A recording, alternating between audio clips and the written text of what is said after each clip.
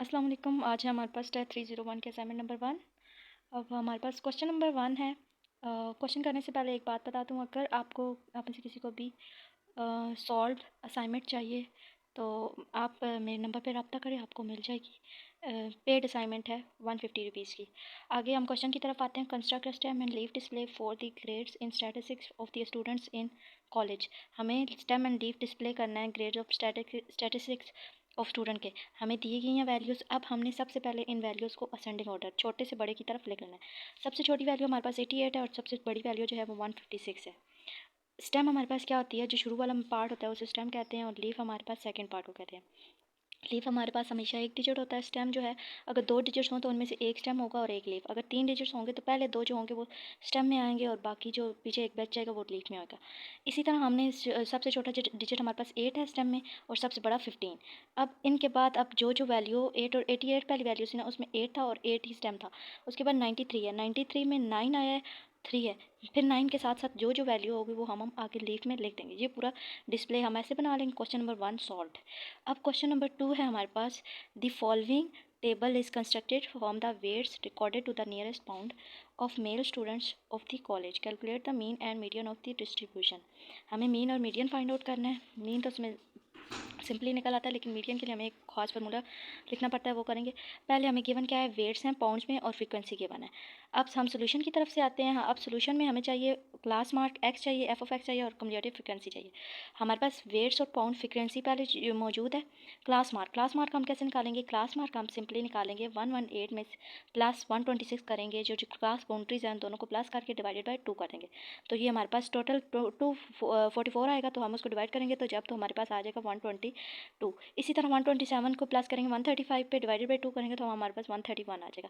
इसी तरह सारे वेट्स को हम प्लस करके डिवाइड बाई 2 करते जाएंगे तो हमारे पास क्लास मार्क आ जाएगा। उसके बाद एफ ऑफ एक्स हमने निकालना है फ्रीक्वेंसी को, और एक्स वाली जो हमारे पास कॉलम आ चुका है इन दोनों को मल्टीप्लाई करेंगे तो हमारे पास एफ ऑफ एक्स आ जाएगा। 3 को मल्टीप्लाई करेंगे 122 से 366, 5 को 131 से करेंगे तो हमारे पास 655। इसी तरह 9 को 140 से करेंगे तो 1260 आ जाएगा। इसी तरह सबको करते जाएंगे तो हमारे पास फ्रीक्वेंसी टोटल हमारे पास क्या है 40, और F of x mission F of x हमारे पास क्या है 5876। अब हमने कम्युलेटिव फ्रीक्वेंसी निकालनी है। कम्युलेटिव फ्रीक्वेंसी हम कैसे निकालते हैं, हमारे पास जो ऊपर वैल्यू दी होती है, जो फ्रीक्वेंसी दी हुई है, उसमें पिछली फ्रीक्वेंसी को प्लस करते जाते हैं। पहली फ्रीक्वेंसी वैसी ही होती है 3 है। अगली फ्रीक्वेंसी हमारे पास क्या है 5 में पिछले 3 को हम प्लस करेंगे तो हमारे पास क्या आ जाएगा 8 में हम पीछे क्या प्लस करेंगे, अगर 9 प्लस करेंगे तो 17, फिर 17 में आगे 12 प्लस कर लें। अगली फ्रीक्वेंसी को प्लस करते करते जाएंगे तो हमारे पास एंड वाली फ्रीक्वेंसी जो है वो 40 आनी चाहिए। आपके पास जितनी टोटल फ्रीक्वेंसी होगी उतनी ही आपके पास फ्रीक्वेंसी होगी। मीन सिंपल हम निकाल देते हैं। मीन का फॉर्मूला हमें पता है, summation F of x divided by summation F. Summation F of x हमारे पास क्या है 5876 और समेशन एफ हमारे पास 40 है। हम इन दोनों को डिवाइड करेंगे, मीन हमारे पास 146.9 आ गया।